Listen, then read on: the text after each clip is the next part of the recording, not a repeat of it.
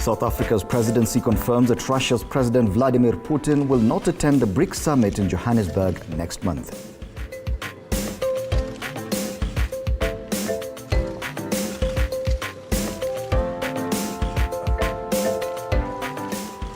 And back home, over 6,000 graduates to be conferred with various degrees as Mount Kenya University holds its 23rd graduation ceremony.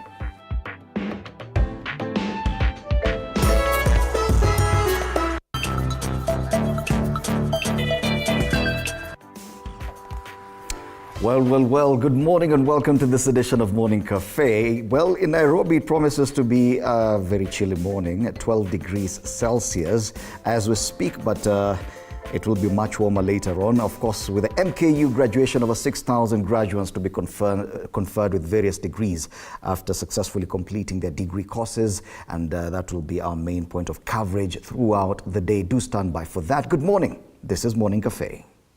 Most definitely. And wakey, trust that you. Morning has started well. It is very chilly, by the way, in Nairobi. You're literally walking with a number of, something to warm yourself up. But don't worry, we'll be warming that up for you because it's a Friday. And how we do it every single Friday, it's a miondoko for you. So for us left foot people, don't worry. We'll try to have some moves.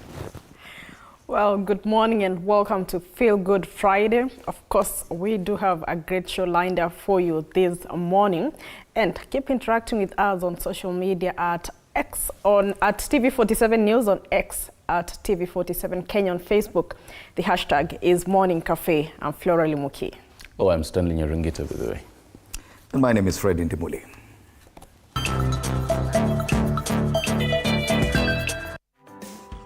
To our top story now, President William Ruto is set for a development tour of Mount Kenya region starting this weekend. The 5-day visit will begin on Saturday morning with a road trip from Nairobi, marked by stopovers in Githurai and Kenol. He will later head to Kirinyaga County, where he's expected to open a water project at Kagio before addressing Wananchi at Baricho. Now, the tour will also take him to Karatina, where he will commission the Maua State Lodge Road before attending an interdenominational prayer service at the Sagana State Lodge on Sunday. Now, other areas that the head of state is expected to visit include Mukurweini, Teto, Othaya, Nyeri Town, Kiganjo, Narumoru, Gishugu, and Thika. Now, last week, the president was in the Coast region on a similar tour where he launched a number of infrastructure projects, and as we head closer towards 1 year after the elections, today we ask, do you think a cabinet reshuffle will make the government more effective? Do you think a cabinet reshuffle will make the government more effective? You can send your feedback on X at TV47 News. You can also share that on Facebook. TV47 Kenya is a page. And now to my colleague Limuki for other stories making headlines today. Well, we do have, of course, President William Ruto's Mount Kenya tour coming at a time when the country is about to commemorate 1 year since the last general election. The initial day of the general election was held, not the day of the inauguration, that is the August 9th, the first day when we held the 2022 general election. And of course, this Mount Kenya tour coming at such a significant time because, as we know, the president garnered quite a number of votes from the Mount Kenya region. So I would imagine that his tour is specifically to coincide with this day in that specific region. Apart from that, we do have the Mount Kenya 23rd graduation that is happening at around 9 a.m. So you can keep it TV47 for that and much more throughout the day, as well as the talks on mediation talks continues as Azimio now gives the Kenya Kwanza side fresh demands, and of course now conjoining with what Kenya Kwanza side has as its grievances. And away from that, also the conversation on the Worldcoin continues as the government now opens a probe into Worldcoin cryptocurrency that has been making headlines the last few days concerning this eye scanning of the people and getting a certain amount of money for that. That is just what we have as of now. Of course, we keep on updating our diary as we move on.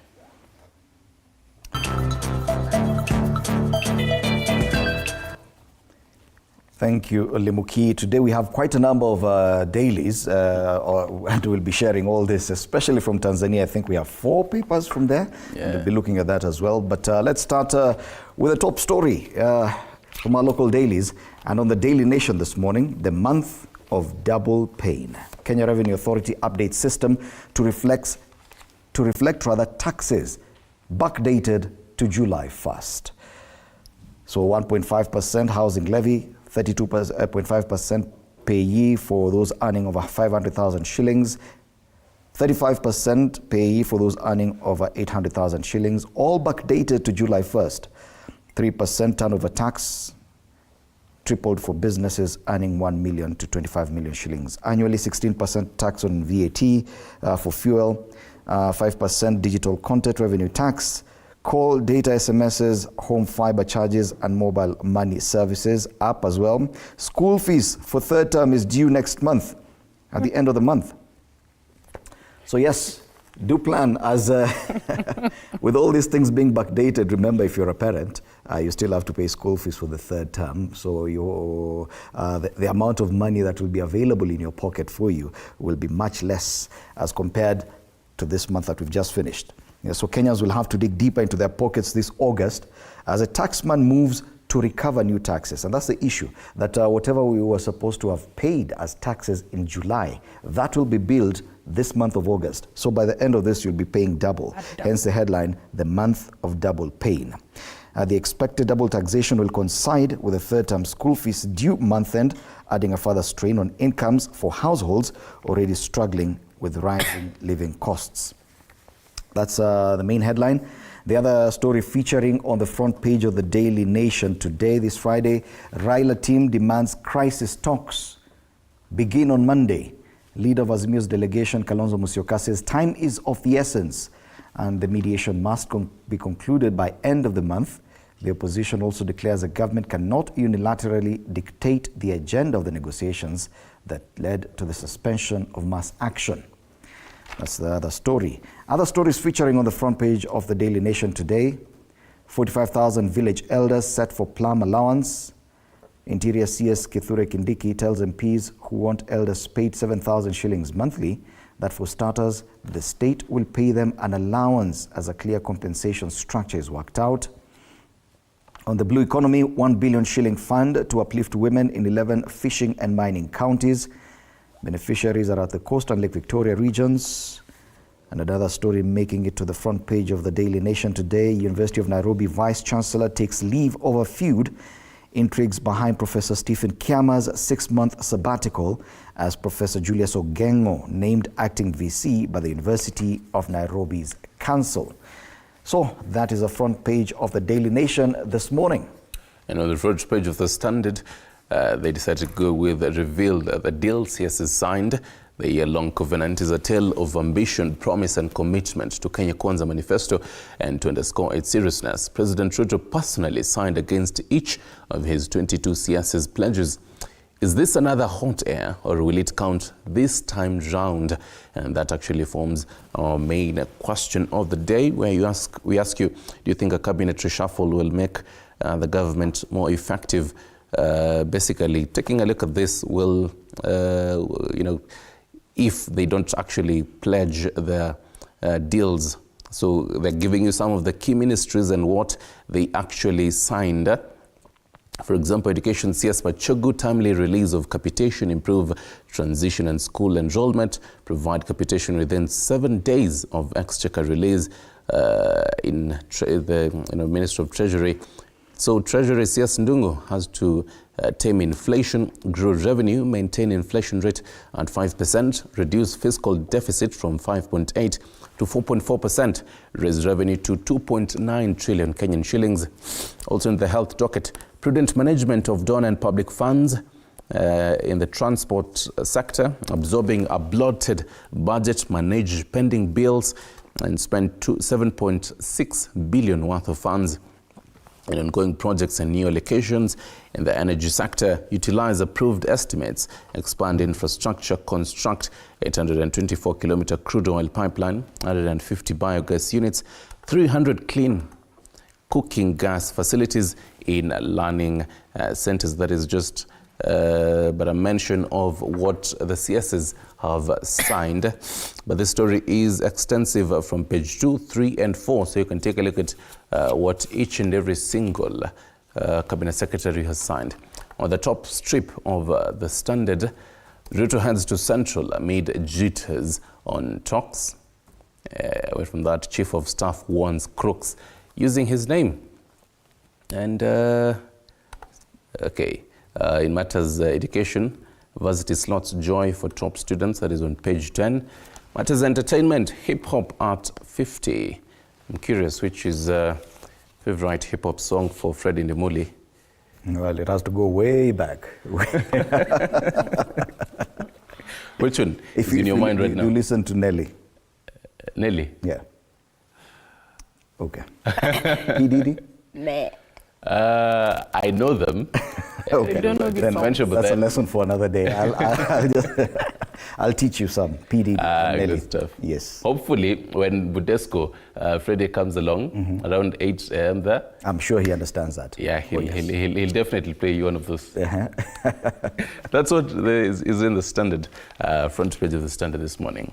Okay. Perhaps a look at the People Daily this morning. We have quite diverse headlines today in all the papers. And on the People Daily today is why are Kenyans selling eyeballs? Of course, concerning the whole issue of Worldcoin.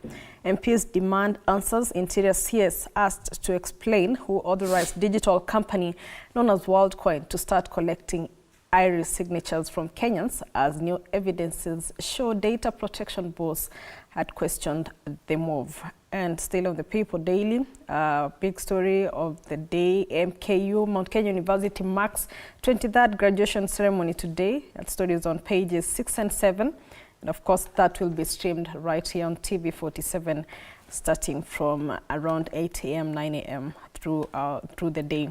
And on the People Daily, we do have a race on to make Nyayo Stadium ready for games. Sports CS Ababu Namwamba inspects ongoing repair works at Nyayo National Stadium ahead of the CAF Confederation Cup match between Kakamega Homeboys and Al Hilal Benghazi of Libya, set for August 18th.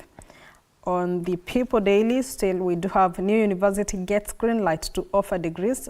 President William Ruto signs the visitors book this is the award of the charter to the Open University of Kenya at Konza Technopolis in Machakos yesterday.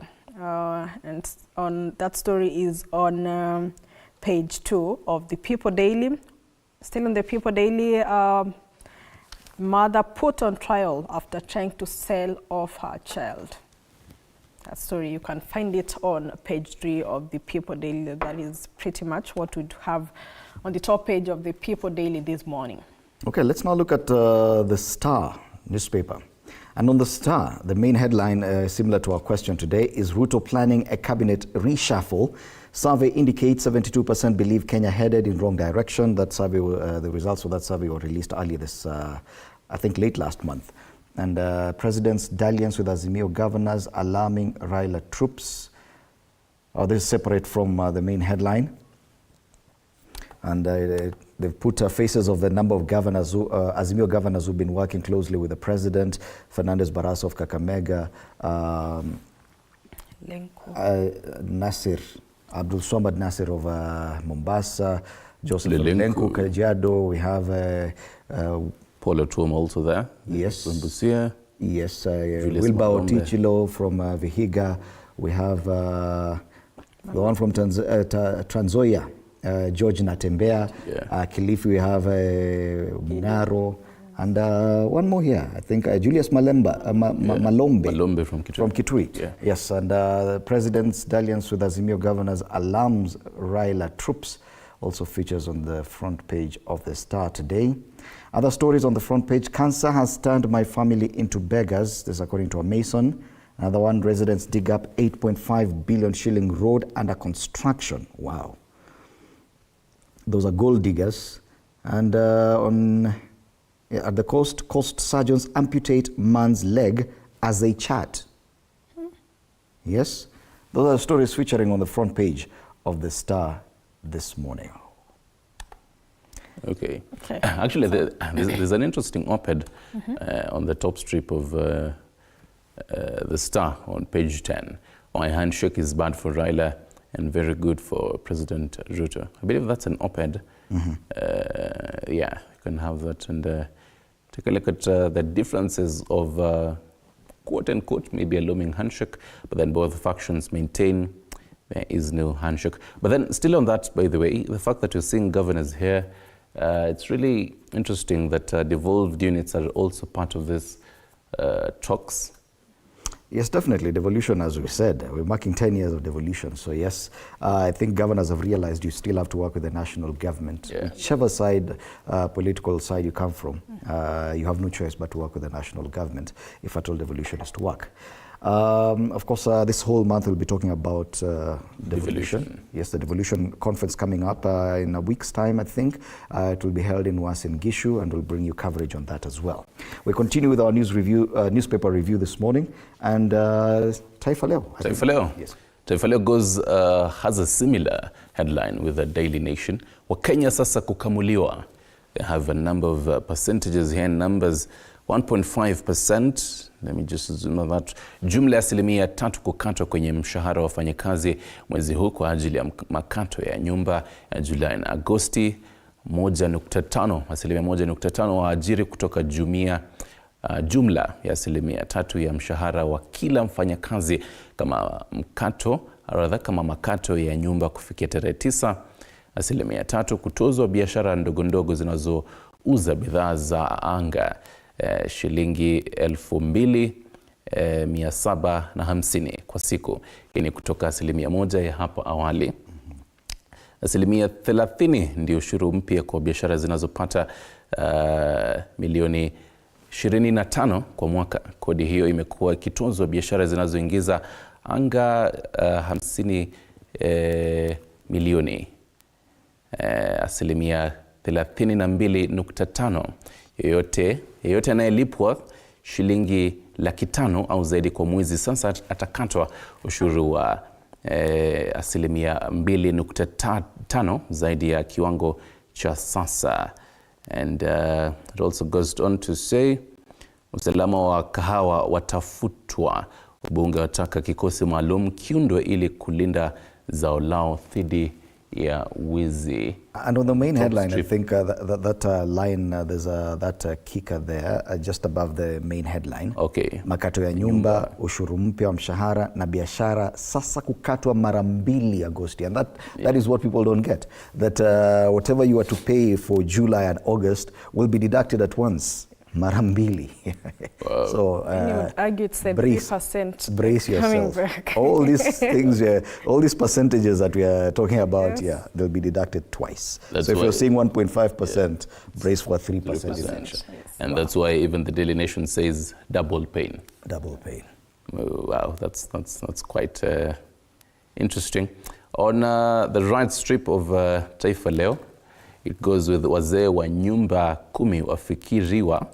And also Worldcoin yasema haina ukora. I was expecting Taifa Leo to give us the translation for that, but then probably they went with what everyone knows Worldcoin is. Yeah. But then again, when it's a business name, you don't really have to change it. Okay, You don't translate a business name that is in Swahili into English. So. Yeah, well, that Yes. You'd makes probably sense. lose people when saying Sarafia Digitali. They wouldn't get its cryptocurrency and the whole conversation on Worldcoin. But when you say Worldcoin, they'll know, it's the eyeball story. Hakikisha waliochukuliwa data za mboni kwa ziko salama. Katika ukurasa wa pili, katika michezo, pigo kubwa kwa Arsenal, Gunners kukosa nguzo muhimu. Jesus msimu mpya wa EPL unapoanza wiki ijayo. Relax Limuki. Yes, story situatia bahari. That is what Taifa Leo. I think before we actually cross to Tanzania. Yes, we do have, today being Friday, the Nairobian. Yeah. And on the Nairobian today, we have killer cops plotted murder in dead of night. 2 brothers died days apart while undergoing treatment at the Jaramogi Oginga Odinga Teaching and Referral Hospital. as families recall horror of the violence unleashed on them by rogue officers. Talking about families' agony as number of people who died from the protests continue to rise. That's the Nairobian today. Also on the front page of the Nairobian, who is slaughtering Homa Bay widows' cows? Someone is targeting cows in Homa Bay, and that story is there as well. For obvious reasons, the other headlines on the front page of the Nairobian today, I think you can just look for them and read. Yes, please. We can now cross over to Tanzania. Yes, we have quite a number of dailies from there. Elimuki? Let's have a look at the Citizen on the top page of the Citizen. Weight loss surgery in Tanzania, a fresh start. Seems this is not a problem affecting only us here, but it's across the borders as well. 35% of people in sub-Saharan Africa have excess body weight, and the World Health Organization estimates that up to 50% prevalence in urban areas. In numbers there, 897,000 reported cases of diabetes in Tanzania, which is 3.6% of the adult population in 2019. And overweight patients will have to dig deeper into their pockets to seek obesity treatment abroad, thanks to the Aga Khan University, which has successfully performed bariatric surgery on 4 people. Wow, so people can now access that kind of surgery, weight loss surgery in Tanzania. Yes. It reminds me, some time back, Samia Suluhu was saying for the police in Tanzania who have, a huge belly, that they should really cut it. I don't know if you remember that story. I don't know. Yeah. So maybe even for the police who are really struggling and saying, it's either I really cut my belly or I lose my job as a police officer, well, this is the solution. Yes, they can now access weight loss surgery directly without leaving the country, Tanzania. They'll be able to run after criminals. Actually. You don't know the Citizen? You have Mwananchi? I do have Mwananchi, and Mwananchi goes with a Lowton.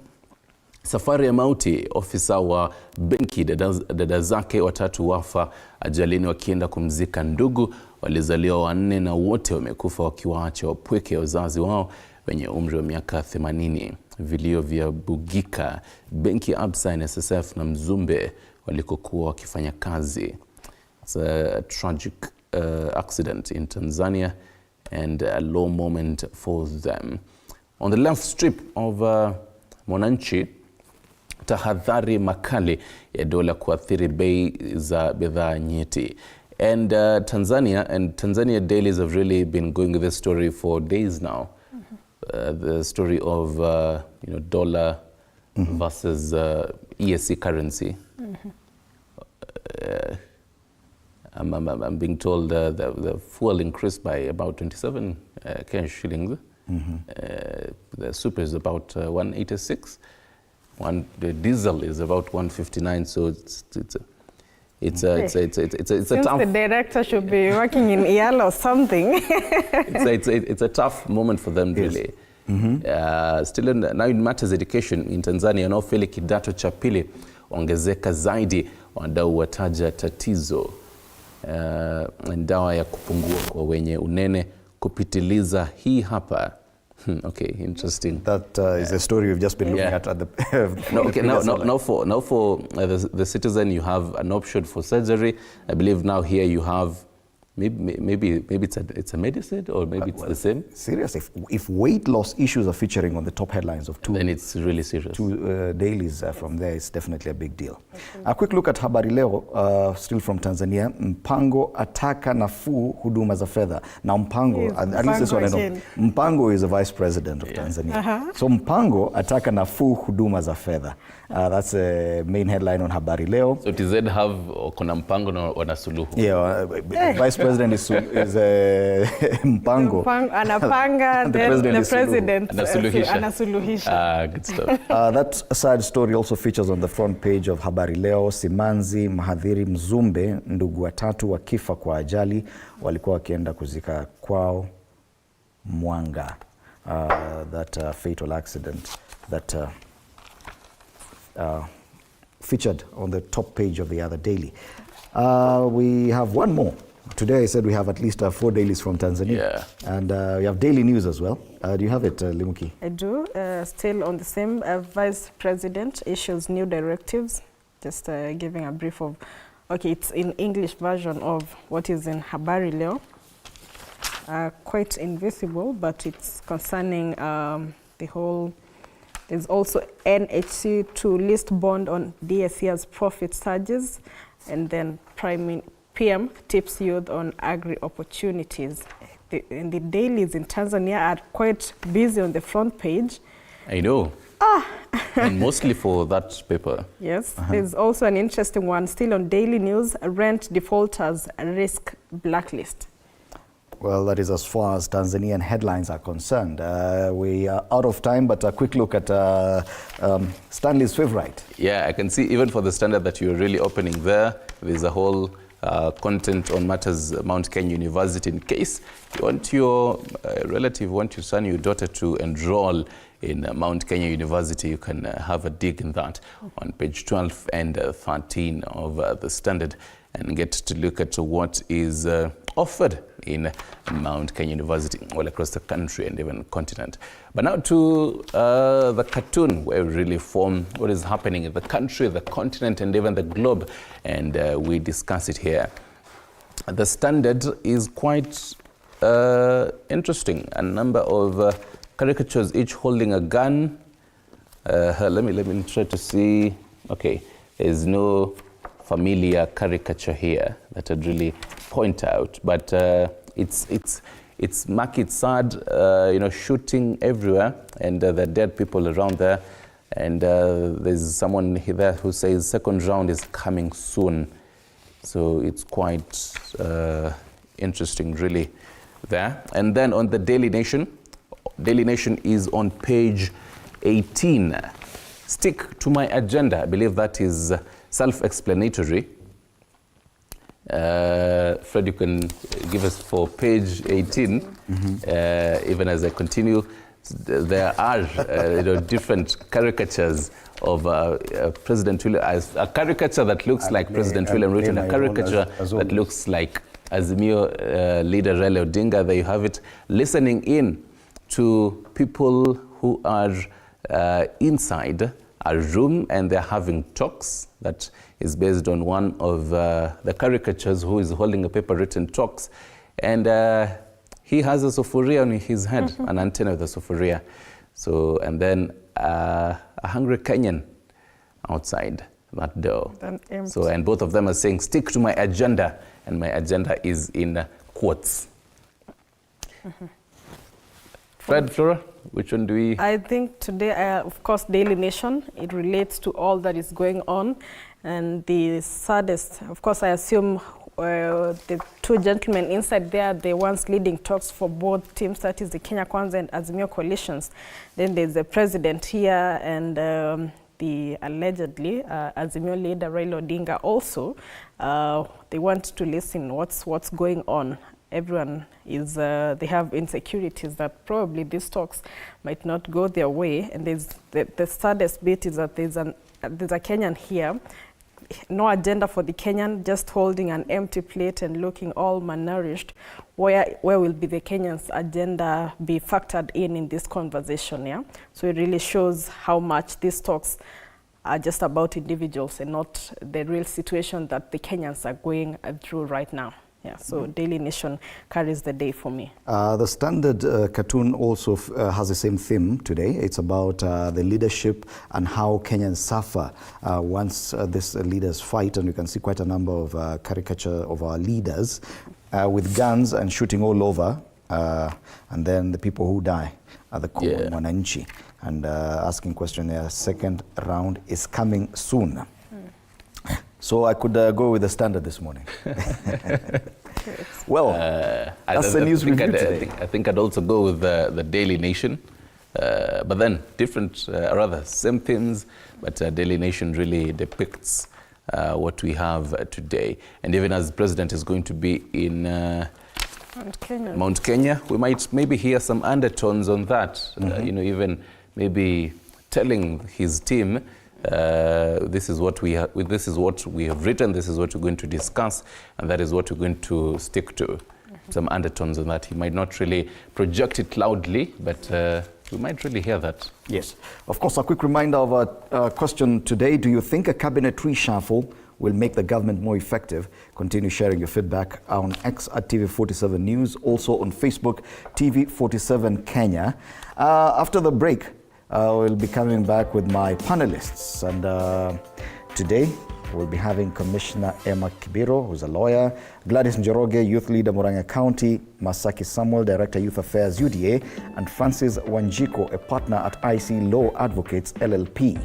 Do stand by for this. Remember, it's a youth perspective this Friday as we look at the top headlines. This entire week, you're watching Morning Cafe. Good morning.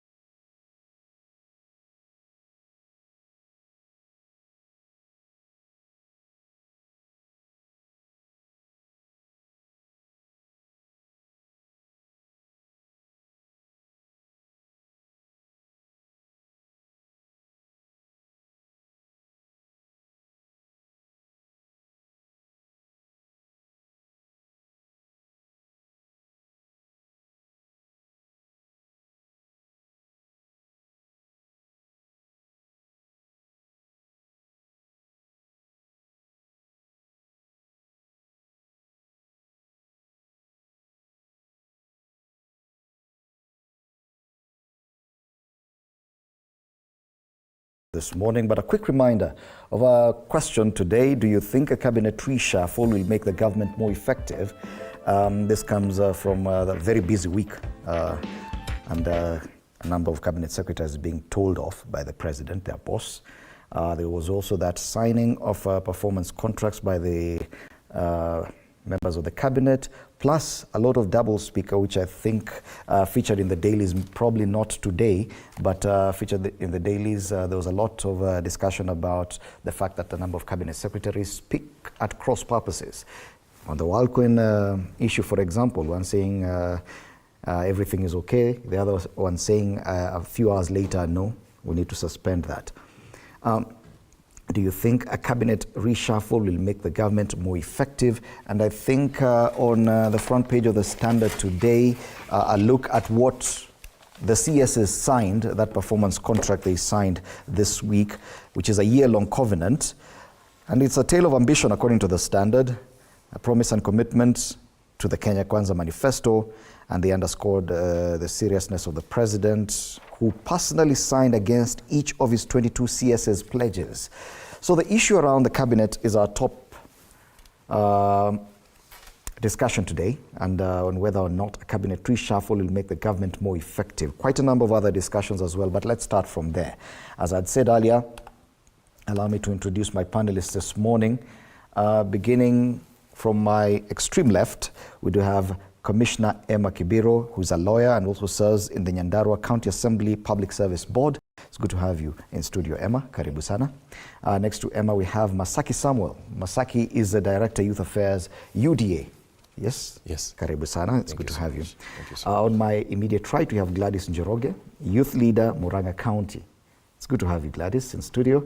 And last but definitely not least, another lawyer, Francis Wanjiku, is a partner, IC Law Advocates.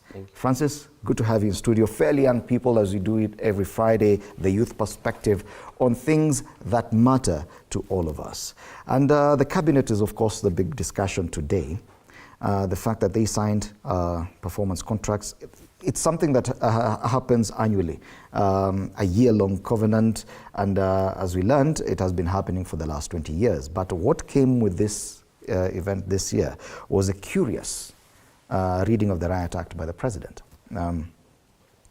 Next week, I will be marking the first year since elections, August 9th.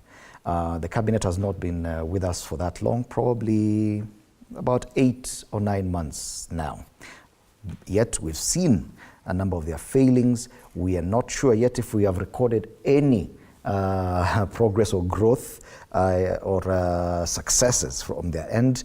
And they've been called out for overreaching their mandate, crossing their lines of authority, ordering police here and there. And now we're asking, do you think a cabinet reshuffle will actually make this government more effective? Let's start with you, Emma. Thank you very much, Mr. Indimuli. Let me start, first of all, by congratulating the President on the signing of the performance contract by the Cabinet Secretaries. I believe that this action or this exercise restored a lot of hope in many Kenyans who had lost hope. And a reshuffle on the Cabinet would be the most important thing.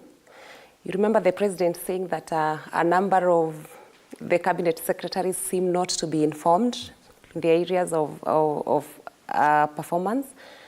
And I believe if a reshuffle is done and a cabinet secretary is placed in a place where he seems to perform or to be well conversant with, I think that will be a good thing. It will help. Mm-hmm. Because I believe during the appointment, a number of cabinet secretaries seemed to have been placed in areas that they are not mm-hmm. well conversant with. Mm-hmm. So I believe a reshuffle would enhance the performance. Yeah. Masaki, a year after the elections, fine, 8 months into this cabinet, the president has seen the performance of his guys and he called them out publicly. That's another issue altogether. Do you agree that your party leader needs now to crack the whip, probably reorganize members of this cabinet? I think, first and foremost, we want to appreciate and thank the president I think this is a great move.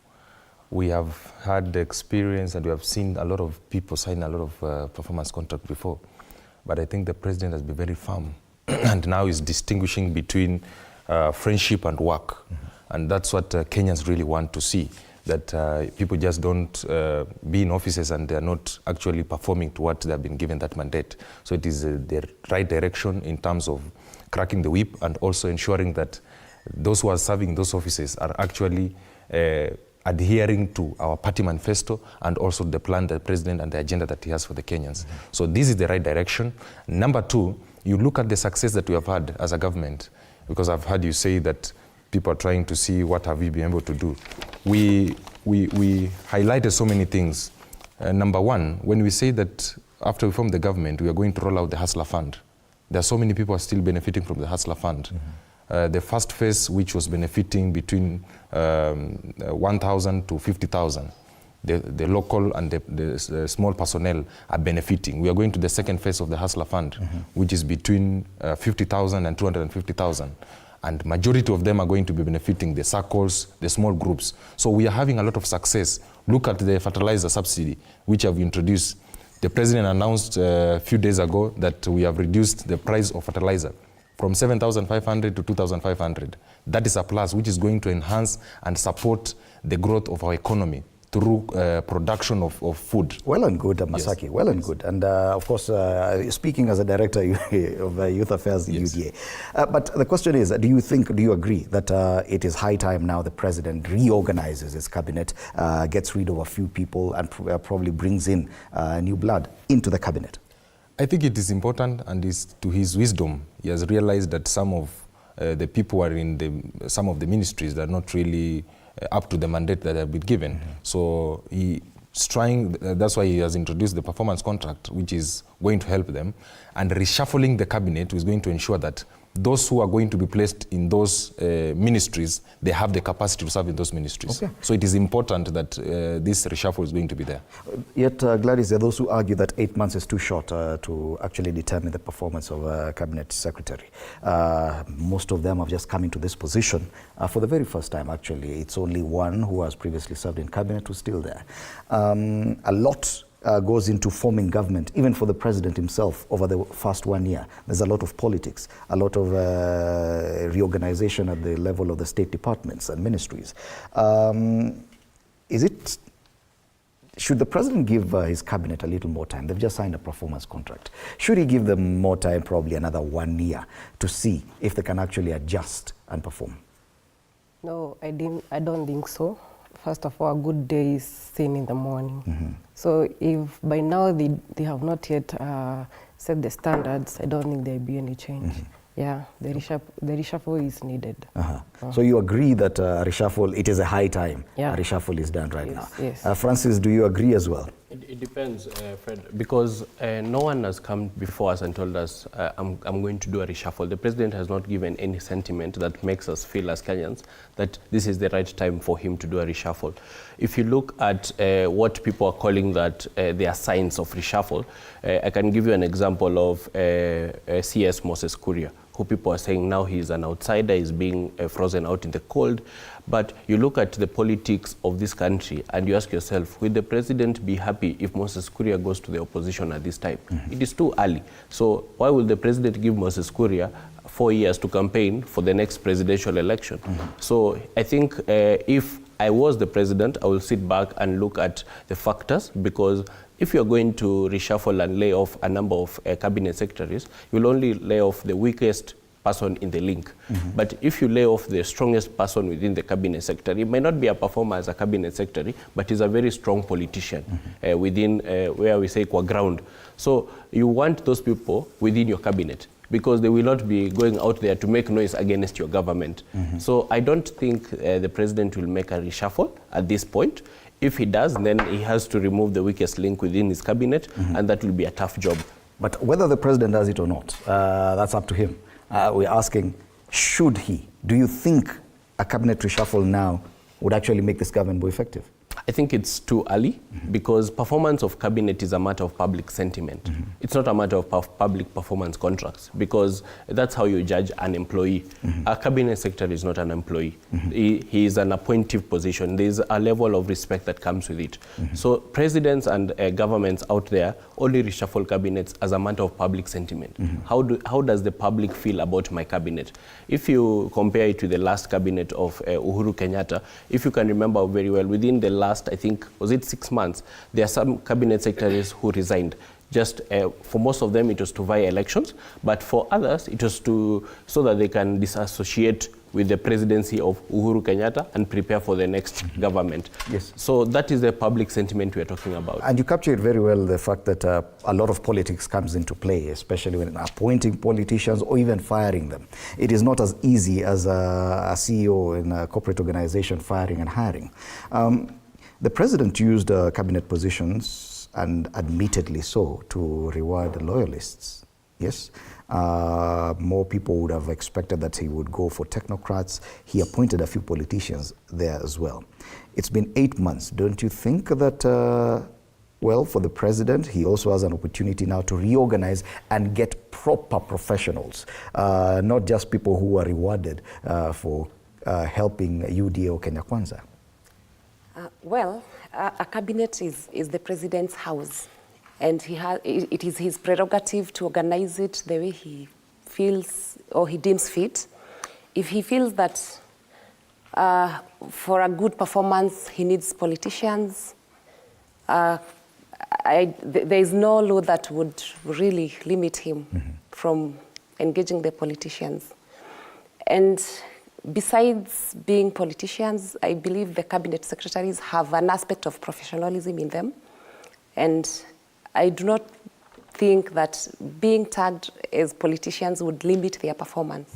So if the president also feels that based on the performance for the 8 months of the cabinet, if he feels that he needs more technocrats, well experienced in the fields, it is up to him. That is his house. Yeah. He has the mandate to, or rather the prerogative to organize it the way he feels fit. Yeah. Okay, and then again, when it comes to cabinet, no one applies for these jobs. It's the president who actually appoints without anyone applying. For the president to then come and say, you guys are giving me a burden, he should be taking the blame. That I gave people the job, yet I appear to be doing more. Because he said himself that he seems to understand more about state departments and ministries, more than the people he appointed there. Yet he's the one who appointed them. No one applied for those jobs. I think we can only say that most of them had not served in the cabinet before. And these are new people who are given a new space to work. So I don't know where the president has really mentioned that he's going to do a reshuffle. No, he hasn't mentioned a reshuffle. And I think it's only fair to give those people who have the capacity to serve in those offices some few, maybe a year or so that we can see the effectiveness on them performing those offices. We cannot decide on the president on who to appoint or who not to appoint in those offices. But considering the success that we have today, majority of them are doing a lot of a great job in those offices. And we can only see the success. You look at agriculture, you look at trade, you look at transport, you're seeing a lot of things that these ministers are doing. So we only give it time, but the only thing that the president is ensuring that we want to follow the plan that we have, and ensuring that we do the plan. We don't have time for politics. Now we have to put the people who are actually pushing them to actually work in those offices by them signing the performance contract. And the president has been very firm on it and say that he's not going to entertain people who are going to be in those offices and they don't know the work that they're doing. They actually need, and that also gives confidence to Kenyans that the president wants that the ministers who are in these offices and the PSs, that they should ensure that they understand the scope of those ministries. And understanding them, that means they understand the success of it, with the challenges that are facing those ministries and how they can be addressed. So that it does not come that the president visit your ministry and you do not understand that there are these challenges within your ministry and you have not sorted them out. So it is important for them, and this puts confidence to Kenyans that the president actually is firm to ensuring that the success of his agenda is going to be implemented. It also talks to the nature of politics and the fact that friendship sometimes could be a liability. They mentioned the fact that some CSs or PSs assume that their friendship or direct links with the president, probably that is what makes them take for granted their responsibilities. Don't you agree that yes, some people, some senior members of cabinet have taken their relationship, direct relationship with the president for granted? They have. Reflecting back on the 2022 general election, some of these people did quite good in the fact of looking for votes for the president. But then with the cabinet now, they need to kind of now focus on the people rather than the friendship with the president. And the president is directly answered to the people, not to the cabinet secretaries. So they should rethink about the friendship. They should keep the friendship, yes, but then they should now focus on delivering to the people. Yes. And what do you have to say about some of the actions of cabinet secretaries? We've seen quite a number. I'm sure you know the examples of those who have, in one or two instances, overreached their mandate. You know, Fred, what I can tell you is that this cabinet is very lucky, because the last cabinet was a shambolic cabinet. All you have to do now as a cabinet secretary is to wake up in the morning, and your performance, you'll be one step ahead of the last cabinet. Because if you look at what the president said, he said there are cabinet secretaries who are not even speaking to the media, because the president understood what the last cabinet suffered, because he was part of cabinet. And the last cabinet was quite unpopular with the public, because their level of interaction with the public was quite low. So all the president requires from you as a cabinet secretary now is just to appear on TV at 7 p.m., explain to Kenyans what the Hustler Fund is, explain to Kenyans what the Housing Fund is, and you'll be one step ahead of the last cabinet. But speaking about overreaching, I think it also shows lack of exposure at the highest level of government. Because what the president did was to take part of his campaign team and turn it into a professional employment place. So if there's something you learn as a politician, is never employ your campaign team to be the ones managing your office, because that's how you end up ruining whatever job you have been given by the public. But since the president did not learn that early enough, or he had other reasons to pull that aside, he has started noticing that, okay, I'm in power, but I'm not really in charge, because now everyone wants to be in charge. One CS goes and fires a policeman, the other one will go and do something in a hospital, and yet is not even in charge of health. So you have seen now everyone is speaking about something, and a good example is this Worldcoin saga. The Minister of ICT says one thing, the Minister of Interior says another thing. I don't know whether the Tourism Minister will speak next. So the public is left in a complete state of confusion, that they don't know who is really in charge of this government. Okay, and I'm glad you mentioned Worldcoin, because it's also a big conversation that we've had this week. It is part of the stories that made it to the headlines.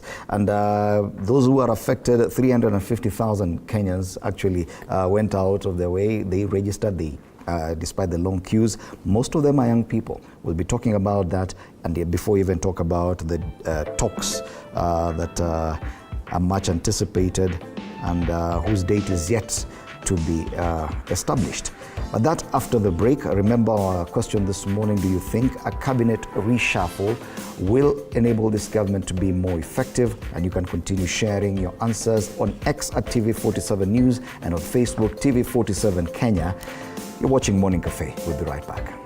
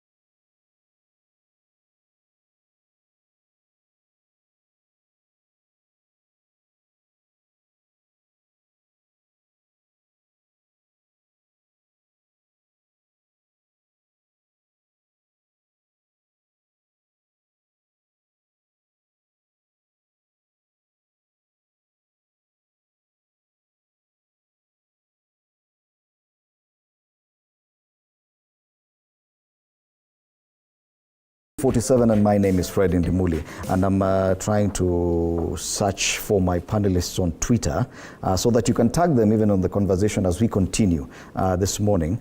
And in studio we have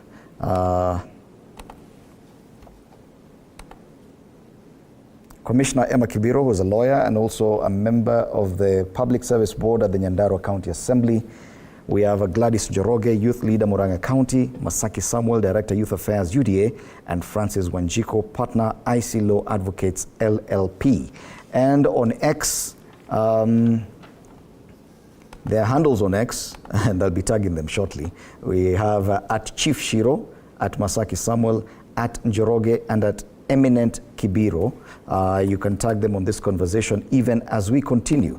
So now we want to move on. Just before the break, we were talking about the cabinet reshuffle, and we discussed about whether or not it's actually necessary, or if at all it will be effective for this government. A reminder of our top story, even as we continue with that, is the fact that President William Ruto is set for a development tour of Mount Kenya starting this weekend. The 5-day tour will begin on Saturday morning with a road trip from Nairobi, marked by stopovers in Githurai and Keno. He will later head to Kirinyaga County, where he is expected to open a water project at Kagio before addressing wananchi at Baricho.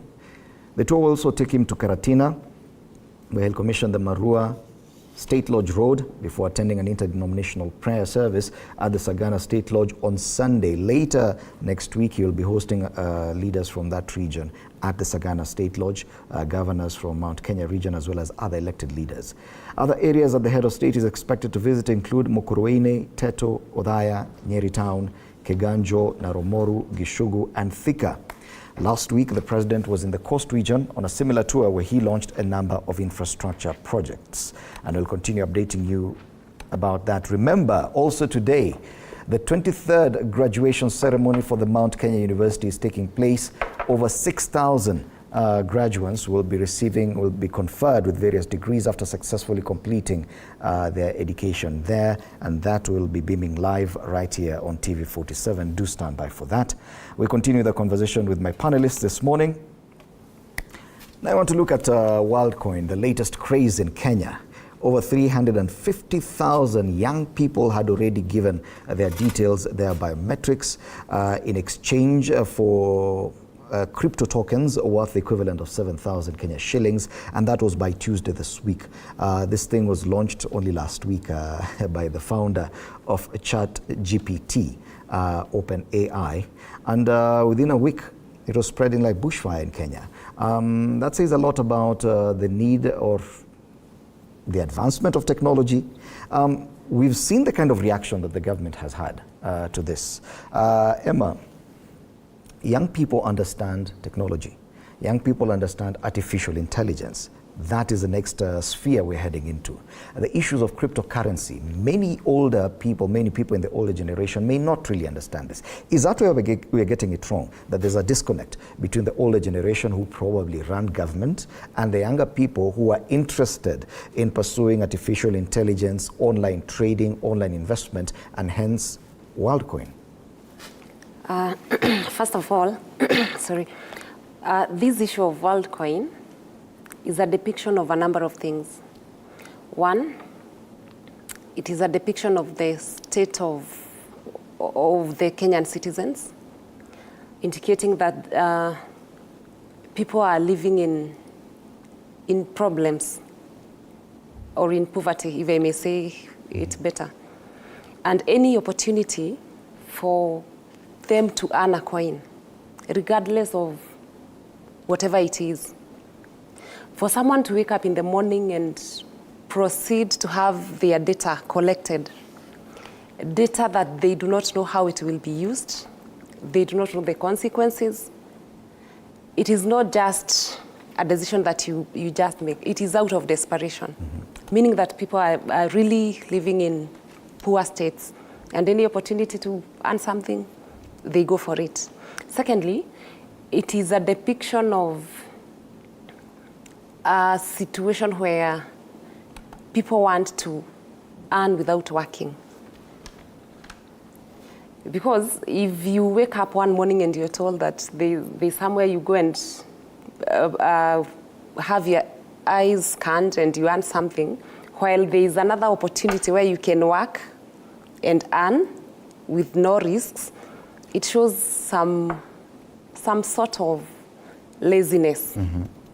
But Masaki, Emma talks about the level of desperation among Kenyan youth, probably fueled by high rates of unemployment.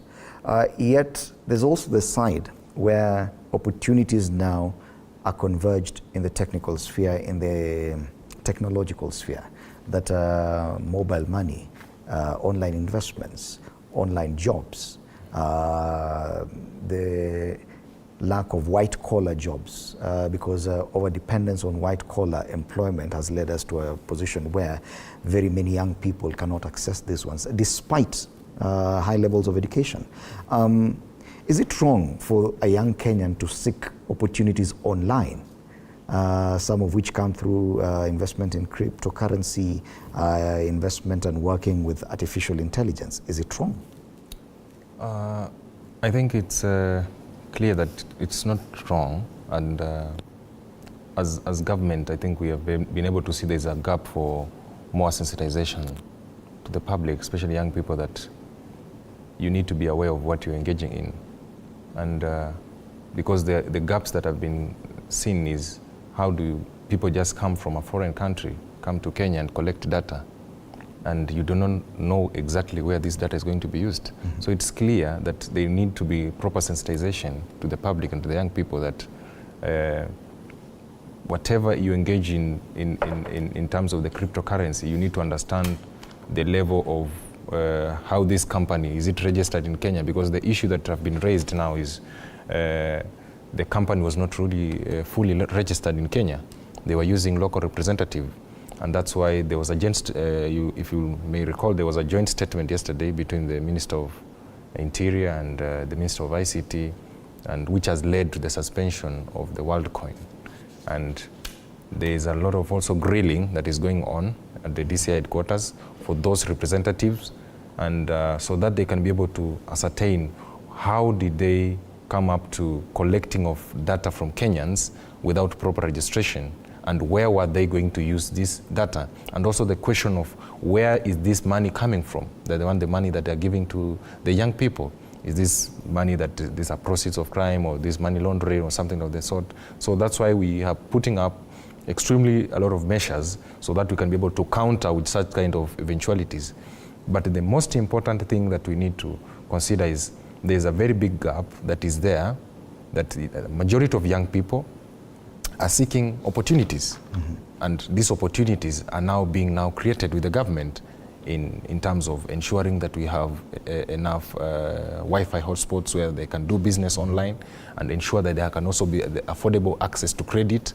And these are things that the government is working and putting in place to ensure that this issue does not escalate from where it is. Yes, and as Masaki rightly puts it, the government is keen to ensure that younger Kenyans can access this kind of opportunities by providing Wi-Fi hotspots across Kenya, ensuring that internet is much faster. Definitely, the government understands the need for younger Kenyans, or Kenyans in general, to use technology. But it appears there's a gap, probably in the legal framework for governance of such platforms, cryptocurrency, for example, even better known currencies like the Bitcoin is still viewed with some level of suspicion in Kenya. Don't you think that probably the government and the parliament by extension has been too slow to actually keep up with the pace of technology? Because by now, I remember Kenya was among the first countries to actually implement mobile money, and it works best here. That means we were with it. But the year is 2023, and cryptocurrency and artificial intelligence finds us without a proper legal framework or legislation to actually govern such issues. Don't you think that it's the government and the leadership, and by extension Parliament, that has let the young Kenyan down? Technology is changing really fast, and I think the government should keep pace with the change in technology, because Because, oh God. Well, because it's easy. You have elected a member of parliament. You have elected a member to the county assembly. They're supposed to make laws to enable us actually interact much faster, much easier with these things. The issue of us suspending Worldcoin after the fact should not occur. If we had laws, then it would be easy to operate, don't you think? Yeah. Yeah? Okay. I think, if I may contribute on that one, that issue is a wake-up call for everyone, every stakeholder. One, in terms of preparedness for such occurrences. When we act after 350,000 people have had their data collected, shows that the level of preparedness is a bit low. And also, the fact that the technology is really growing fast is also a wake-up call for the legislative arms in the country, the parliament and the county assemblies, such that we should be able to project what we need to have protected in terms of legislations. Yeah, and we have a commission of like CAK. We have the data protection department as well. How come they're not anticipating these things? It's like they're coming much later after the fact. So in my, what I've heard the government saying, especially the regulators, is that the Worldcoin actually came into Kenya legitimately. But the information they provide to regulators was not sufficient for them to determine exactly what their purpose of collection of this information is and what kind of information they're collecting. So I've listened to the Kasait, Ms. Kasait from the Data Protection Commission, and she has explained really well how they have been having exchanges with Worldcoin on what exactly they're doing in this country. But what was fundamentally important for me was that for once, a government officer actually admitted that maybe we are not ready yet. What you are doing in terms of data protection might be okay, but look here, you're also involved in cryptocurrency. So how do we protect the public from a financial standpoint? The information you're collecting might be fine. The information where you're storing the information might be in Kenya. So you're not taking it abroad in contravention with any law. So as a data protection commissioner, I am okay with what you're doing. However, you're engaged with other businesses like cryptocurrency. I am not in charge of cryptocurrency. Let me throw you off to my colleague in CAK, in the commission authority. So the communication authority will then tell you, okay, we do not have any law on cryptocurrency because we don't think cryptocurrency is a communication issue. It's a financial issue. So go to CBK or go to CMA. When you get there, they do not have any laws at all on cryptocurrency. So you are left, what you are doing is not per se illegal, but you are left in a loophole where no one wants to give you a license, or no one wants to give you a letter of no objection because they will be in trouble. So as you're saying, what you're looking at is a possibility that 1 week or 2 weeks down the line, the government will come back and say, okay, fine, we've reviewed and found that the operations of Worldcoin are now legal and they can therefore proceed. Is that what you're saying? I think what will happen is they will tell Worldcoin, okay, we are not arresting you or we are not charging you with any crime in Kenya. However, just please wait for us to look into your activities. Give us time. Give us time to create a law for you. I think I want to step in and say that you look at the statement that was issued yesterday, and the Data Protection Commission issued a statement saying very well that the Worldcoin was actually given the registration, but was not licensed. So those are two different distinctions in terms of the operations. Them being compliant with the regulations that are there did not necessarily mean they can actually operate. They were just given the registration. But they went ahead to actually start doing offering their operations in Kenya without the license. That's why it was suspended. Yes, a collection of data, because the commission only allows you to submit your documents, and if it's complied, they give you the registration. Then you go to the for cryptocurrency, either go to CBK for issuance of the license, and that was not complied. So this means that these are people who are actually going against the mandate that actually the commission has been given to them. And that's why it was suspended. Okay. So it is important that most of the things that actually we are sensitizing Kenyans, actually we need to look at how we're going to sensitize more young people that they need to understand the cybersecurity, the breach of data that are there. If these things are not well actualized, then we are going to experience a lot of issues in the coming days. Okay. Yeah. And this conversation reminds me of another headline much earlier in the week to do with education, when Coops was working on the university placement. And it showed that about 500,000 Kenyans who qualified to join universities did not apply to join university. And it's a huge gap. Out of 800,000 Kenyans who were eligible for university placement, only 200 applied, 286,000 if I may recall. 286,000 applied to join tertiary institutions. 500,000 stayed away. It is this same category of people we're talking about that are also now seeking opportunities online with artificial intelligence. Is there a sense of disillusionment within the Kenyan youth that even the education sector will not guarantee my survival in future? It is up to me now to find ways of survival. Gladys, do you think that the youth even in Murang'a are feeling confident enough that their future is guaranteed? In education? In education, in matters even survival, their lack of jobs. Now they're seeking any opportunity that may present itself anywhere. So there is a huge rate of unemployment currently. And some of the degree holders are still desperate and they are still not really doing well in life. That in return happens to like demotivate the other ones not to really coming up and stepping up for degrees or for the skills, the technical skills. Yeah. Okay. So are we looking for, as a Kenyan youth, are we looking, forgetting the technicalities, are we looking for an easier way out?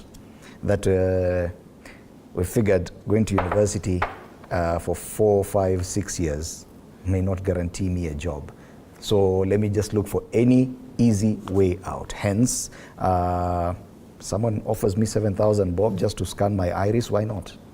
Yeah, that is why I said that there is an aspect of laziness in the Worldcoin aspect. But again, there has been a trend of unemployment. Every year, thousands of graduates are released into the country. No industries are coming up to absorb them. So that has really contributed to a sense of demotivation, as she says. But again, I think we really need to have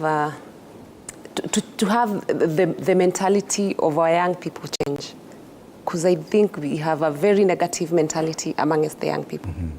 But by shunning formal education, by avoiding that, it's not easy. Anyone who's gone through university, and I know most of you have, it is never an easy thing. By shunning that and looking for other opportunities, there's definitely a problem with the Kenyan youth. I think there's an issue that really has to be addressed through some of the reforms, especially in the education sector. And I think also with the coming up of the CBC, it's also going to help us sort out this challenge in the future. Because you realize majority of the young people are actually looking for employment. Some of them, they even went for university education. They're not even following up those courses. Some of them are employed in different sectors. Mm-hmm. So we really need to have some reforms, which I think the president is very keen in terms of ensuring that some of these reforms are going to ensure that many opportunities are also created, especially even out there. Even those who are released in the job market, mm-hmm. they're actually given opportunity as to work both in the private and in the public sector. But something that needs to be looked at is the opportunities that are there for us as the youth. Mm-hmm. Are we really pushing ourselves into those opportunities? You look at, I had someone say that the housing project that the government is launching is a mjengo work. that we cannot go for those jobs. And someone cannot really look at this in a broader perspective and realize that we have architects inside, we have accountants in that project, we have lawyers in that project, okay? We have all these designs, interior designs.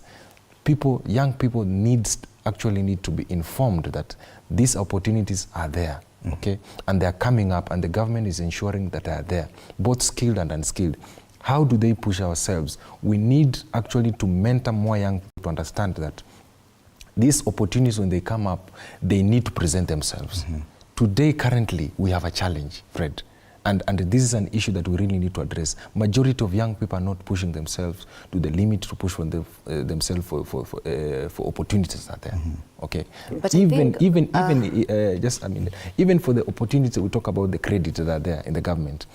Look at the assessment of the Hustler Fund, even for SACCOs.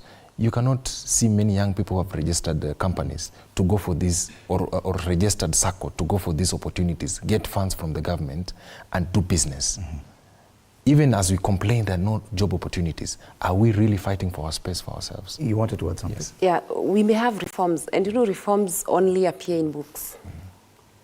As long as the young people have a negative mentality and a negative attitude, we may have as many reforms as possible, but it won't help. What really needs to happen is for the young people to change their attitude towards everything. Everything, including the space or the place of formal education. Because even interacting and engaging in this space where you have artificial intelligence and you have cryptocurrency and you have all this data collection, a level of education is required. I agree with you, Fred, and it's how we look at education. I think in some countries, university or college education is part of the basic education, but in Kenya we look at it as higher education. It means so when you're talking to a young man of 18 years, they have the prerogative of either going to university or colleges or staying back home and buy a motorbike and ride around the neighborhood. So it's how we, as a nation, how do we look at education? I can give you an example of during elections, because that's when degrees become very loud and important. You find that one conversation that has been coming up over the years is whether an MCA should have a university degree or a college certificate. And the popular view is that if you demand a college degree or a certificate from an MCA, you will deny the locals opportunities to represent their peers within the county assembly. That is the same thing as a cabinet secretary. You do not need a college degree to become a cabinet secretary. So it also reflects on how, as Kenyans, we look at education, because on one side, we want Kenyans to be educated, and on the other side, we are saying, okay, if you tell us to have a degree before we do a certain thing, you're going to exclude majority of us. So I think it's the right time the nation sets a certain target. What are we looking at? Are we saying that Kenyans should have at least a college certificate or a degree as a basic minimum form of education? Or are we saying that you do not need these documents for you to progress in a certain way? And because I'm in court of a certain degree, there's a case I'm doing in court challenging certain degrees which are not standardized. And one thing I've realized, people are missing the link between a good education and access to opportunities in terms of jobs. People are thinking that, okay, if I get a good degree, I might just access jobs in Kenya or jobs within government. But I think what we need to do is we need to think of ourselves as global citizens. That if we enhance the quality of education in Kenya, young Kenyans are able to access opportunities globally.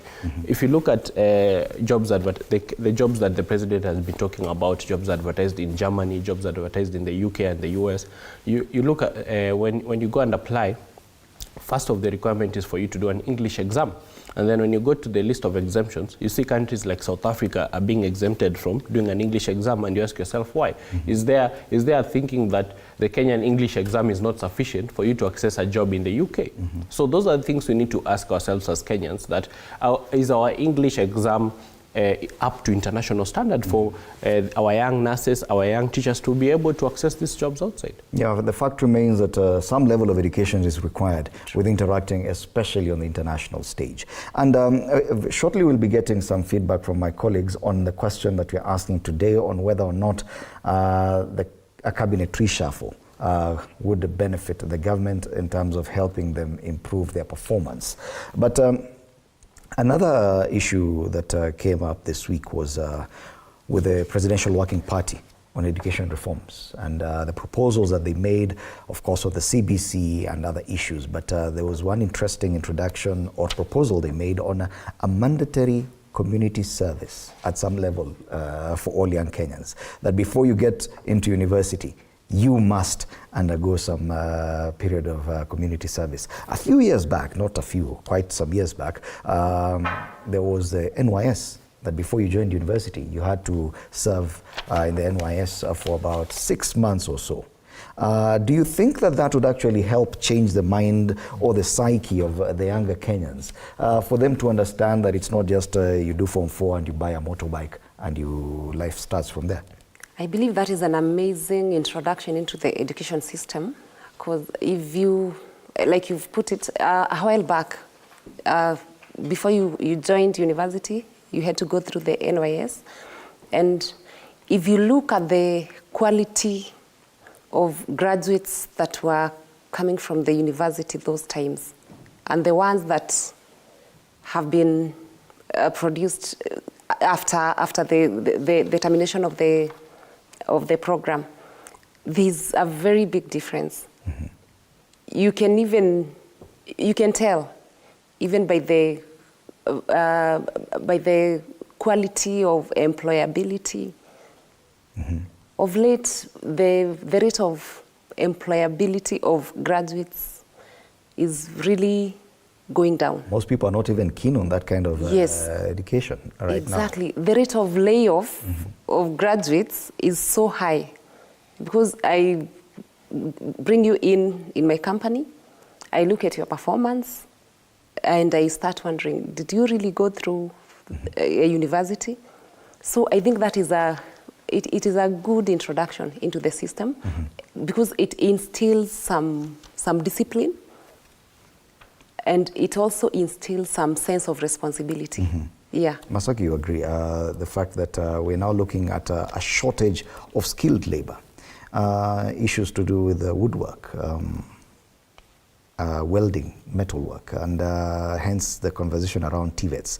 But if we were to go the NYS way, where anyone who's gone through that program can actually tell you that beyond the theoretical teachings they receive, there's a lot of practical manual skills that they get as well. That is lacking in Kenya. Most people finishing Form 4 right now are buying motorbikes. I think it is very necessary, and I think I will fully agree with the recommendations of that committee in terms of the reforms that we need to have. You look at what we have witnessed before in the previous years, the quality of a person that will come out from that program and goes to the university is actually different from what we have currently, because this is someone who has already been prepared that in case that you come to the university and you pursue this course, and eventually you do not attain maybe this opportunity, then you're equally able to join the job market, both skilled and unskilled. So it is important for them to go through this training. You realize today that the young people actually going through the university system, someone who leaves Form 4 and goes to college or to the university, they have not prepared their mind very well to the uncertainties that will come out after they leave the campuses or the college. So it is important that we actually ensure that this program is successful, so that the young people who leave the universities and the colleges, they are able to cope up with the situation that comes up to them. Because majority of them, they're actually going to depression. You're asking someone has been out from the university 1 year and is telling you he's depressed because he's been unemployed. He cannot look at the opportunities that comes with maybe access to credit, entrepreneurship. They don't have that kind of skills. But if someone goes through this program in the NYS, they're able to prepare their mind and they're able to they're able to be nurtured very well as they go to the job market. Look at the countries which have actually successfully introduced this program. Look at like Nigeria. Nigeria have the similar program, and actually it's working successful to them, that the young people are actually prepared to go to university and to the job market. Okay. Yes. Gladys, as a youth leader in Murang'a, there's the aspiration, yes, everyone wants to grow rich, everyone wants to make money, everyone wants a good life. But there's what takes you from where you are to where you want to be. Education is one of them. Community service too could create a sense of purpose. Do you think that the youth in Murang'a will welcome such a proposal? I think they would, because first, as she has said, it will instill discipline as you prepare to venture into the job market. Then it will kind of nurture them as now you go to the job market in terms of how productive you are, in terms of people relations and all that. So I think they would embrace, and it's an important initiative. Okay. Yeah. Just before we get the feedback on this issue of the proposal for community service, mandatory community service for everyone who's done with their high school education. What do you think about it? So we have to congratulate the president over the work that he has done in terms of policy work within the education sector as a whole. What I will say is that I did my university degree at Strathmore University, and Strathmore University has a program of community service as part of your degree. And I think you do the minimum number, I think is around 3 months. Within your third year, you have to do community service. And one thing you notice is that these community services, where you do them is within community organizations like hospitals, local NGOs.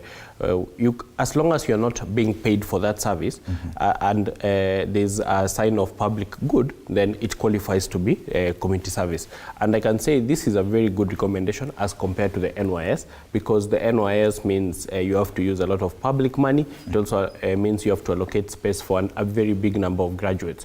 So I can say this is something more sustainable, and it's something that can really help our youth. However, I think the fruit right direction, but I will reserve my judgment until I see the implementation. Of course, the implementation is where the rubber meets the road. For now, let's cross over to Lemuki for feedback on our question. And today we are asking, do you think a cabinet reshuffle will make the government more effective? And we'll be sampling your views on X TV47 News and on Facebook TV47 Kenya. Over to you, Lemuki.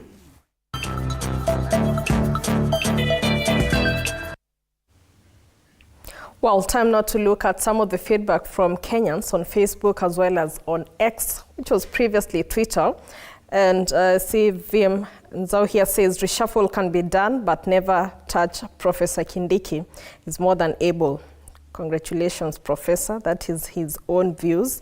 Bernard Oloro says nothing will change. The president knows too much. You cannot outsmart the boss. So that also calls for DCSs to up their game in terms of what is concerned in their specific dockets.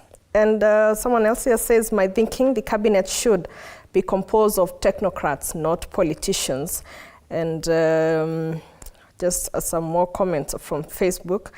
The whole government needs to be reconstituted. We need technocrats. That's a comment from Frederick Ndeda. And Asheville says, reshuffle, okay. Someone else here says we need, of course, many Kenyans are saying we need technocrats to run this government. Of course, there's been that whole conversation that these were campaign loyalists who were given these positions. And 1 year down the line, the president was seen furiously complaining of most of them not being able to know what is going on in their specific dockets. That's just some Facebook feedback. And of course, you can keep interacting with us on Facebook at TV47 Kenya. The question of the day is, do you think a cabinet reshuffle will make the government more effective? Time now to look at what people are saying on X, that is on Twitter, for the people who are still getting used to the new changes on Twitter. Felix Owor here says, I don't think cabinet reshuffling is necessary. it won't improve government. Incompetent CSs should be fired, not retained through reshuffling. And Alex Kiliso says no, the problem is not the cabinet, but the presidency. The holders of that office are politicians. Their work is politics, campaigning 24/7, and giving promises on what they will do. They are not administrators, stroke managers. And another comment from Twitter: cabinet are political offices. It's ever a hot potato.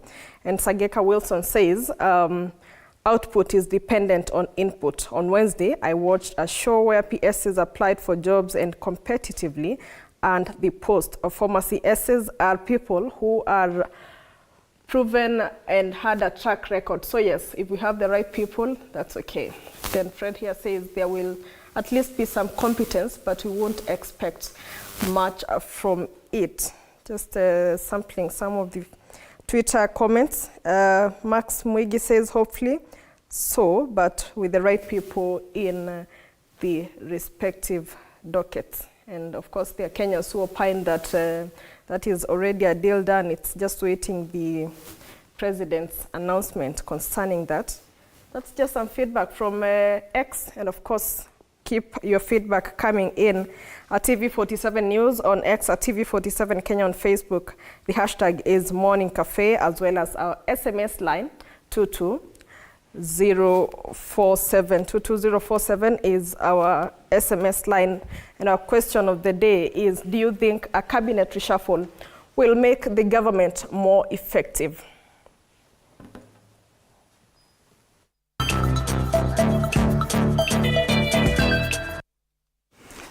Thank you so much, Lemuki, for that feedback. Keep the feedback coming at TV47 News on X and TV47 Kenya on Facebook. Do you think a cabinet reshuffle would make the government more effective? We continue with the conversation this morning with my panelists, and I would not be fair to have you here and let you go without talking about politics of the day. And the biggest discussion has to do with the much anticipated dialogue. It features on the top strip of the Nation, the Daily Nation today. Raila team demands crisis talks begin on Monday. Both teams have unveiled their teams of 5 to take part in the dialogue, and the issues on the table. If I may just take you through this, the Azimio want to talk about cost of living, bipartisan reconstitution of the IEBC, audit of elections, inclusivity in national affairs, respect for political parties. I saw a document yesterday where they appear to have added 2 more points, and they'll be talking about that a lot more. On the Kenya Kwanza side, they are keen on a reconstitution of the IEBC, implementation of a 2/3 gender rule, entrenchment of CDF, establishment and embedment of the office of official leader of opposition, and the embedment of the office of prime cabinet secretary. Now, these are issues, a lot of these issues would require a change in laws. And this being 13 years since the promulgation of the constitution, probably we're looking at the possibility of a referendum or a conversation. We are talking about a change in laws. Do you think it's high time that we relook at our constitution? Thank you very much. I think our constitution, as it is currently, is sufficient for any person who has goodwill for the Kenyans to operate efficiently. Yeah. But again, there could be some issues that may need to be looked at, but not necessarily through amendments. Yet, case in point, the implementation of the 2/3 gender rule, 13 years later, we've never been able to get it right, especially when it comes to the Houses of Parliament. Which is only a matter of the implementation. It is so clearly outlined in the Constitution on the implementation. It is only the Parliament that needs to. They say the law is very clear, but how clear is it? Masaki, there are issues here that actually, and the President himself made these proposals in his memorandum to the National Assembly and the Senate last year. The issue like revisiting the issue of the office of the official leader of opposition. We're operating in a very different system where we have the majority vis-a-vis the minority. Now, introduction of an office of the official leader of opposition. Are some of these proposals really necessary at this point? I think the president is very firm in terms of ensuring that he's up to the promise that he made to Kenyans. And some of it included implementation of two-thirds general rule, which in the first 2 months when he was in office, he made a recommendation to Parliament on the same. So I think some of these will not necessarily go towards a referendum, but there are those legislation that can really be effected through Parliament directly without us necessarily going through referendum. So the issue of Office of Opposition Leader, it is to ensure that the president is also keen to ensure that we have a strong opposition that do checks and balances to the government.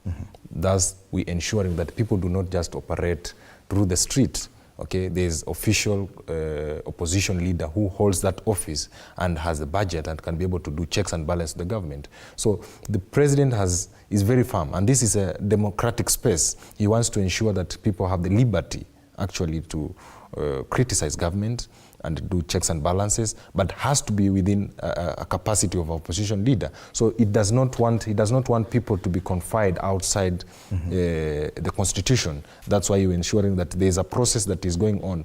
And from the onset, you have realized that he has been following extremely what the process that the courts have been going through, ensuring that he adheres to the court orders, including the suspension of the 50 members of CAS. This is very keen to ensure that the due process is followed. He does not want us to operate outside the cadre. And this is why you look at that committee that has been set up in these bipartisan talks, is to ensure that this conversation does not go beyond what people are just imagining when you talk about the issue of cost of living, that the issue of like cost of living cannot be addressed by 10 or 6 people or 7 people sitting in a boardroom and discussing this. This is an issue that has been there, and the president is working towards ensuring that the cost of living goes down by creating incentive, by supporting the farmers, by giving opportunities to young people, by ensuring that the economy is stable so that we can reduce the cost of living. That's why he has said the Kenya Kwanza government has already laid out in terms of what is going to be discussed in this committee, in the bipartisan talks on what is going to be discussed there. Yet even the president himself acknowledges that there are a few things that need to be adjusted in our laws. The issue of CDF. He made a promise to the members of the National Assembly that he will ensure it is entrenched. According to the Supreme Court, there is no provision where a member of the National Assembly is supposed to oversee the executive or oversight the executive, is going down to the constituency to actually look at developments and fund them directly. Surely the issue of CDF and issue of two-thirds gender rule, I know the county assemblies have managed that issue very well, but the National Assembly is yet to. Definitely, some of these things need for us to go back to the constitution and say, Apana, let's change a few things here. Don't you agree? On the issue of CDF. Yes, on the issue of CDF, for example. The patronage. Yes. I don't think there is any problem with an MP patronizing the CDF kitty. Yeah. Yet the laws do not allow it. So probably it is an opportunity for us to go back to the constitution and change to make it legal for an MP to do this. Yep. Yeah. Okay. What about, Francis? What do you feel about the need to actually, do you think it's an opportune time, 13 years later, to look at the constitution and change a few things? Fred, I've never kept it a secret that I voted for President William Ruto, because he's a man who has a very strong opinion and he's a man who can really direct policy direction. However, on the issue of the issues that they're going to discuss within that framework between Kenya Kwanza and Azimio, I think Kenya Kwanza were caught on the back foot. They were not ready to agree on even discussing. And when it came to agreeing on the issue of discussing, they just put everything that they had on their back burner on the table. So these are people who are not prepared to have a discussion, and that is the problem. But coming on to the things that they have actually tabled and looking at it, one, Kenya is not ready for a discussion on a referendum. And it's because of one thing. When the president took his oath of office, he swore to protect the Constitution. And when you are hearing about the BBI debate within the courts of law, one of the things is that they say the president is not Wanjiko. Let a referendum question come from Wanjiko. Let the people decide on what their problem is for them to propose going forward. So the issues that the Kenya Kwanza team have put in place are not the issues Wanjiko will put on the table. So if you look at, let me discuss a few issues like CDF. CDF, the courts have already, it has come from the lowest court, the High Court, up to the highest, the Supreme Court. And the issue is simple, that let the executive deal with the issue of appropriation. It's not a complicated matter. I don't know why the president feels it's a complicated matter. And this it's not just the national government. It also boils down to the county assemblies. Why everyone wants money. Everyone wants money. An example is bursary. Right now in Kenya, I think every politician is issuing a bursary check from governor to even the president. If you look at the last budget, the president has a presidential bursary. You're wondering, why is the president issuing bursaries? To MCA, to I think MP, everyone is issuing a bursary check. And you're wondering, why don't we only have one Ministry of Education. Why don't you give these bursary checks to head teachers? Let them issue to the students in their schools. So I think what we are doing is missing the mark. And now it's not just the office of the opposition leader. It's now even the office of the prime cabinet secretary. Why do they want to create offices around individuals? Musalia Mudavadi could have been known as a cabinet secretary, and there's nothing wrong will happen in this country. He can still perform the function. He is still performing. So that is the issue of opposition leader. I find it interesting because, on one hand, I think the president is right that we need an official leader. On the other hand, you ask yourself, within the Political Parties Act, we have a funding for political parties. And if you look at the funding that, let's say, the opposition party right now receives, ODM and Wiper, they receive substantial. I think they receive close to 1 billion shilling a year. That is not small money.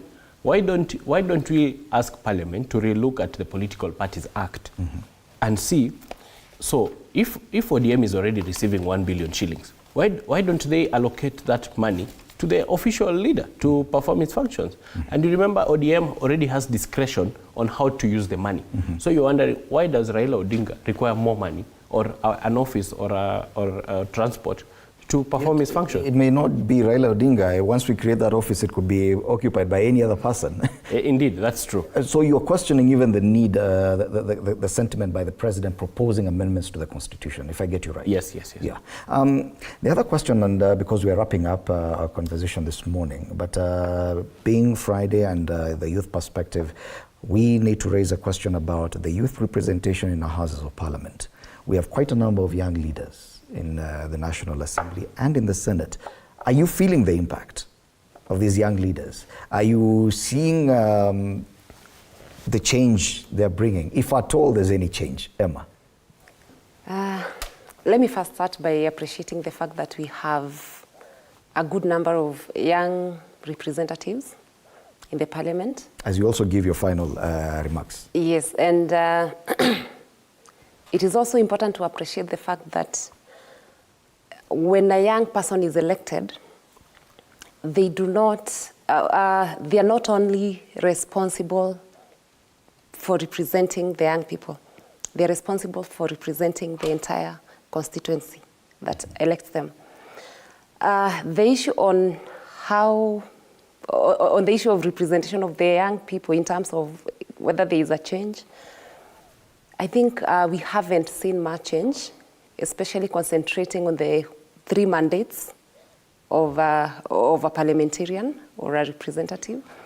Because for one, I have not seen much on legislation on the issues of young people.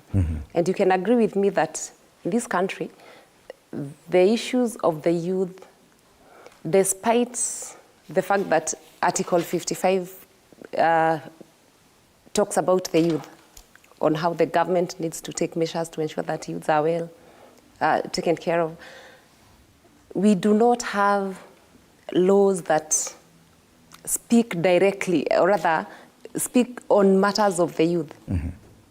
The issues of the youth in this country are only what do you call them? They're only talks during the campaigns. During the campaigns, you will hear politicians say, I will do this for the young people, but for implementing something that has been just a word of mouth is so hard. Okay. That is why you see that most of these promises for the youth are not implemented, because there are no structures or frameworks for implementing spoken promises. Okay. And Emma puts it very right that even a young person elected to parliament does not just represent the youth. Representation cuts across all cadres of society. Yet the understanding is that a youthful member of the National Assembly or the Senate will introduce or inject some freshness or some newness in approach to various issues, including legislation and oversight. Have you seen any of that? To be honest, I think we have not really achieved what we intend as those who are representing us in Parliament. And I think this gives them a wake-up call that there's a lot of aspirations out there from young leaders who are looking up to them, that they need to inject a lot of energy in Parliament in terms of legislation, in terms of oversight, and also bringing up legislation that actually are youth-friendly. Look at entrepreneurship, look at agriculture. What are some of the reforms? What are some of the policies that are going to actually work on them out so that they can be able to actually support young people? But something that is worth noting, that some of them are doing good, especially I've seen like the likes of Senator Orobwa. They are doing something for the young girls with the sanitary pads. I think those are some of the good initiatives that we can recommend. But we need to come up with proper amendments, proper legislations. Look at the issue of HELB, which we are trying to sensitize that if we can push HELB to be a grant, not to be a loan. Those are some of the things that we can really work on legislations. So it is something that we are waiting to see, but hopefully they are going to listen to us and listen to our reforms, our proposals that we have. And they should also be reachable, because majority of them, the young people are not able to reach them. They need to be accessible. They need to have an open door policy where young people can give their proposal on what they think that can change their lives.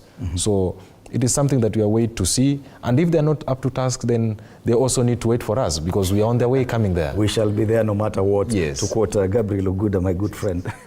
And there's also, on the same issue, a young person moves to parliament. Of course, they have to pay back the loyalty. It's still politics at the end of the day. But we're seeing a lot of younger politicians, younger members of parliament being extreme in their loyalty to their party leaders, instead of actually going there to inject fresh ideas. Do you think that that is also a problem, that party loyalty or loyalty to their political leaders or political party leadership could be the issue? Yeah, that's a problem. Because first, these parliamentarians should echo the words of the people. But then with the words of the people could not necessarily be at par with the words of the party and their party leaders. So that is where the breach comes in. And you find that at the end of it all, they don't really echo whatever the needs of the people. They just echo whatever their party leader wants them to say. Okay. Yeah. So, Francis, you wrap up this conversation for us today. What do you have to say? Fred, it's very important to acknowledge the role of young leaders since time immemorial, that how they have helped to craft the questions and also give solutions to our problems. However, we need to look at it from one basic point, that we have the nominated leaders and we have the elected leaders. I think when it comes to elected leaders, and I can give an example of the MP, the good MP from Molo, the chair of the Finance Committee, Kuria. I think the people who can judge him are the people who have employed him, and those are the people from Molo. So I think if I'm not a part of the constituents of Molo, therefore, if I say he is doing badly, I don't think I'll be fair to the constituents of Molo, because the House represents the whole country as a unit, not necessarily splits of constituencies. Absolutely, that is true. But when these people are in Parliament, I think the first loyalty is to their employers, who are their constituents, and then now they come to Parliament to represent us as a House of Parliament. And therefore, I think I think young people have been given a position to speak. They have been given a platform. If you look at the chair of the Finance Committee is only 32 years old, I think that is phenomenal, because I think it's a very big position with a lot of responsibility. I think the majority of my concerns are with the nominated members of Parliament. I think the problem is they owe their only loyalty to their political party or whoever put their name on the table. So that's where the problem comes in, because a lot of these people do not have an agenda when they're walking into that political position. And this, I'm not just talking about Parliament, I'm also talking at the County Assembly, where you'll find a lot of young people. So I think what the next crop of young people should do is to make sure they participate within their political party, because that is the only way you're going to keep these young leaders on check. Because what we are seeing now is, one, young people are not members of any political party. And that is a very big problem. Okay. So I think right now, I think they are doing well. I think they've been given the role. Thank you, Fred. Thank you so much, Francis Wanjiko, partner IC Law Advocates LLP, Gladys Njoroge, Youth Leader, Murang'a County, Masaki Samuel, Director, Youth Affairs, UDA, and Commissioner Emma Kibiro, a lawyer and also a member of the Public Service Board at the Nyandarua County Assembly. Those have been our panelists this morning. Thank you so much for your views on the discussions today. And now I'll head straight to our editorial comment. Now, Kenya's education system has long grappled with inadequate funding, hindering its ability to deliver quality education to all students. Insufficient financial resources have led to overcrowded classrooms, poorly equipped schools, and a shortage of qualified teachers. These disparities disproportionately affect students from marginalized communities, perpetuating a cycle of poverty and hindering social mobility. The introduction of the latest reforms to the education sector, including the competency-based curriculum, represents a significant step forward in aligning education with the demands of the 21st century. However, to realize the full potential of this curriculum, proper funding is indispensable. The disparities between rural and urban areas, as well as among different socioeconomic groups, is one challenge that needs to be addressed urgently. Improving infrastructure, upgrading facilities, and ensuring that schools have access to modern teaching tools and technology is essential. Additionally, adequate funding enables the hiring and retention of qualified teachers who play a pivotal role in shaping students' academic growth and overall development. Now, sustainable funding for education is not only an investment in the present, but also in Kenya's future. An educated population contributes to economic growth, innovation, and social progress. When students receive quality education, they are more likely to become productive members of society, breaking the cycle of poverty and reducing the burden of social welfare programs in the long run. While acknowledging the challenges, it is essential to recognize the efforts of the government in prioritizing education. However, more needs to be done to ensure that the allocated funds reach the intended recipients and are used efficiently to bring about tangible improvements in the education system. To complement government, however, public-private partnerships can play a significant role in securing additional funding for education in Kenya, engaging private sector entities